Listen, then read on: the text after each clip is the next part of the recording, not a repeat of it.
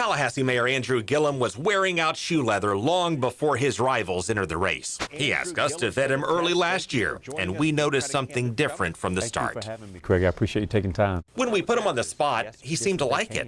Was it a mistake? Was it a mistake? Absolutely, which we recognize, yeah. He answered questions with candor that a lot of politicians tend to evade, and he kept asking for more. It's your second time in the hot seat. Thank you for joining us.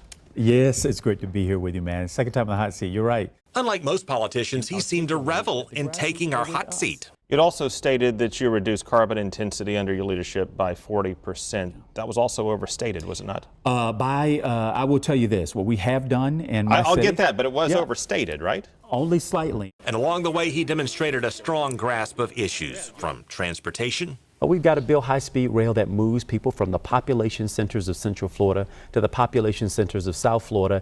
To the water pollution crisis more than a year before it took off in the news cycle. Our environmental protection, which has algae blooms that are guacamole content flowing out of the east and west side of this state, impacting tourism to the state of Florida. I think those are the things that Floridians want to talk about. He was itching for a debate, and when we hosted the first one in April, we saw why. He had the common touch.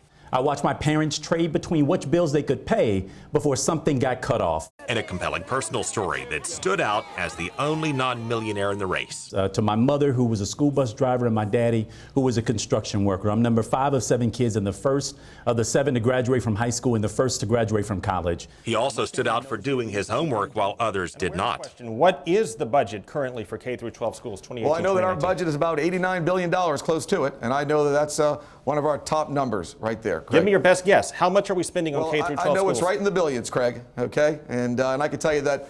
Can you narrow that down for me? Give me. I think it's in the multi-billions, Craig. Best guess. What are we spending K through 12 schools in the 2018-2019 and the $22 billion range at the state. Gillum also staked out the progressive lane in those debates, calling for legalizing recreational marijuana and Medicare for all. The progressive base noticed, and progressive icon Bernie Sanders noticed and gave him a heck of a boost near the end.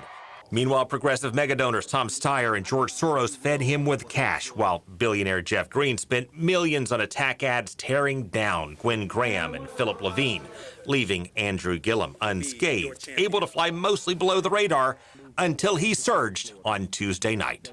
Craig Patrick, Fox 13 News. It never has been, and it never